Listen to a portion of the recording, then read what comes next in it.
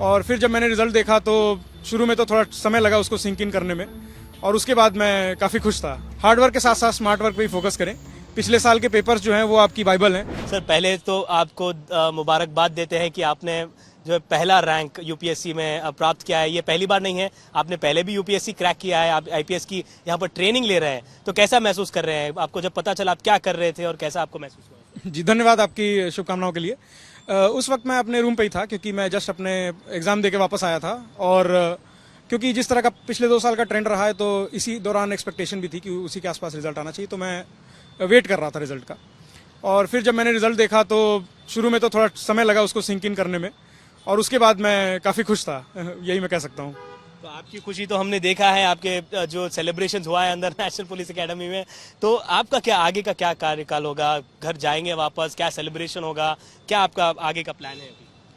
जी, अभी हमारी छुट्टियां शुरू होंगी तो उसमें मैं घर जाऊंगा, और सेलिब्रेशन तो ऐसा कुछ नहीं, मेन परिवार से मिलना इंपॉर्टेंट है इस वक्त, और उनके साथ मिल करके जो भी डिनर या सेलिब्रेशन होगा वो किया जाएगा।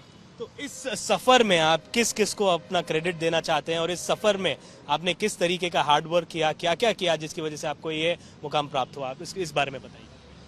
जी, सबसे बड़ा श्रेय तो मेरे पेरेंट्स को जाता है, और उसके बाद फिर मेरे जितने मेंटर्स रहे हैं, टीचर्स, सीनियर्स, और इवन जो रिलेटिव्स ने मेरे को खासा मदद की, मेन क्रेडिट उनको जाता है।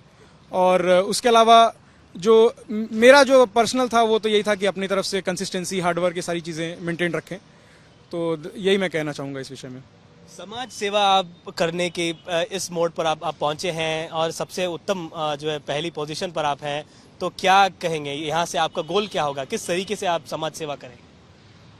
जी, मैं कहूँगा कि ये अपार्ट फ्रॉम बीइंग सेवा, ये ड्यूटी भी है हमारी कि मेरा पहला एम ये होगा कि जो सरकार की स्कीम्स हैं उनको ढंग से इम्प्लीमेंट किया जाए to the best of my ability. उसके बाद यदि मौका मिलता है पब्लिक पॉलिसी फॉर्मुलेशन में, तो मैं डेफिनेटली काम करना चाहूँगा बच्चों के वेलफेयर के लिए और हेल्थ एंड एजुकेशन के लिए।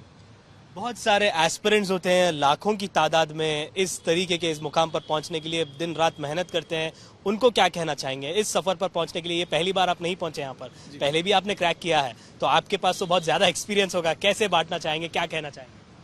जी, मेरा मेन यही होगा कि हार्डवर्क के साथ साथ स्मार्ट वर्क पे भी फोकस करें।